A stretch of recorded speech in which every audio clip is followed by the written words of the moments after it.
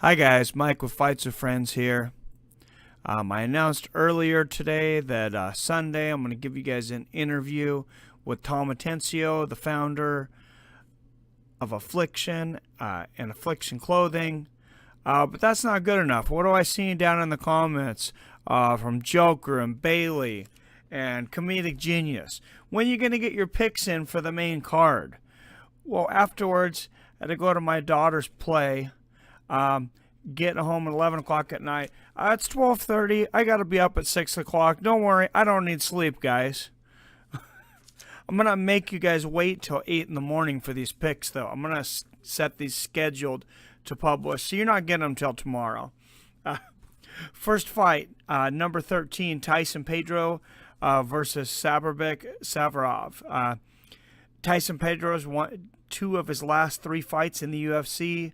I subbed Paul Craig in March of last year. That was following a first-round knockout performance of the year over performance of the night over Khalil Roundtree in November of 16. He's won all of his fights by stoppage. His opponent, Sabarbek Safarov, is 8-1. He's also got all of his wins by stoppage, 75% of them by knockout. His only fight in the UFC, however, was December of 2016 against Gian Vellante, where he got knocked out in the second round. But he did receive a fight of the night bonus. And that's where it gets tough with some of these Russian fighters. There's an unknown as to what kind of competition they've been against, and a lot of them are sleepers. You know, a lot of them surprised a lot of people in Bellator, and they've even surprised some odds makers. But the odds makers on this one have Tyson Pedro almost a 3-1 favorite. I'm going to take Tyson Pedro by third round knockout, but I could get surprised here. Next fight on the main card could end up being the fight of the night. Jake Matthews against Li Jingliang. This is a crazy fight. Jake Matthews is a come forward, no bullshit fighter. He's got 5 wins in the UFC. He's finished 4 of them, 3 by submission.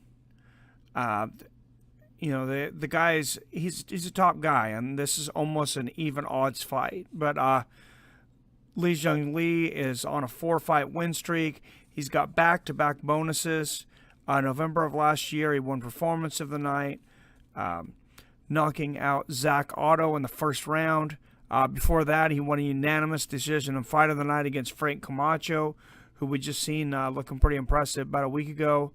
Odds are close in this one, but I'm taking Jingliang by second round knockout. I just really think that he's got more tools, and he's got the experience to take Jake Matthews out. And this is if I was betting. Tai Tuivasa versus Cyril Asker. Cyril Asker is 2-2 in the UFC. He's got a second round submission last November, first round knockout in January of last year. Got knocked out by Walt Harris in the first round, June of last year. Walt Harris has got crazy power, so no real shame in that. But Tai Tuivasa comes into this. He's 8-0. 100% of his wins in his career are by knockout. 4 of them came in the first 44 seconds. He's also got a boxing background. He's 5-2 with 3 knockouts. Dude's got killer power. I predict Tai Tuivasa by first round knockout.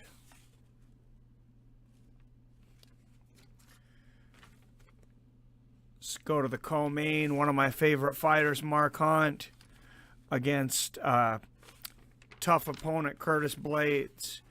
Blades on a 3-fight winning streak after debuting against Francis Ngannou. What a tough debut. His fight was called off by doctor stoppage in the second round against Ngannou. He had a second round knockout performance of the night against Cody East. He's a 9th ranked heavyweight in the U.S. He's won 88% of his wins by knockout. What can I say? He's a talented dude. Mark Hunt is, of course, one of the most decorated strikers in the history of combat sports. K1 Grand Prix, what have you. He comes in a slight underdog into this one. He's also 43 years old. For me, I don't give a damn. I'm taking Mark Hunt by third round knockout. I can tell you, no matter who ends up winning this, I don't think Curtis Blades knocking Mark Hunt out. And I think Mark Hunt can knock Curtis Blades out. I'll take him in the third round. Which brings us to the main event. Yoel Romero and Luke Rockhold. Close fight. Very close odds. Luke Rockhold, minus 150 favorite. Luke Rockhold comes into this fight. He's 7 years younger than Romero. He's a slight favorite, like I said. He may have underestimated Michael Bisping in June of last year, but don't count on him to underestimate Yoel. Luke's fought the who's who at 185. I mean, he's beat a lot of really good dudes. Dominated Weidman. That was, a great performance. The dude is a solid fighter. He terminated David Brantz last September. He sounded more focused than ever in an interview on MMA Junkie Radio a couple weeks ago. Even their words to quote afterwards, they said, that's some serial killer shit. He is definitely focused, no bullshit mood. Yoel Romero, of course, 10 fights in the UFC. He's won 9 of them. 6 fights he's gotten performance bonuses for. His only loss in the UFC is to champion Robert Whittaker by decision, and that was fight of the night. Luke has 50% of his wins by submission. I don't see him submitting Romero. Romero's just too good on the ground. I'm going to take Romero by unanimous decision in this one. That's going to wrap up my picks for UFC 221. Don't forget to catch me. We're going to start tomorrow streaming live Fight Companion for the main event. I'll have the pay-per-view, so I'll be calling all the play-by-plays, all the regulars. Come on in. Everybody invite your friends. Give me a like on this. If you're not subscribed to this channel, please hit that subscribe button. I hope to see you tomorrow night for the fights, and go Yoel.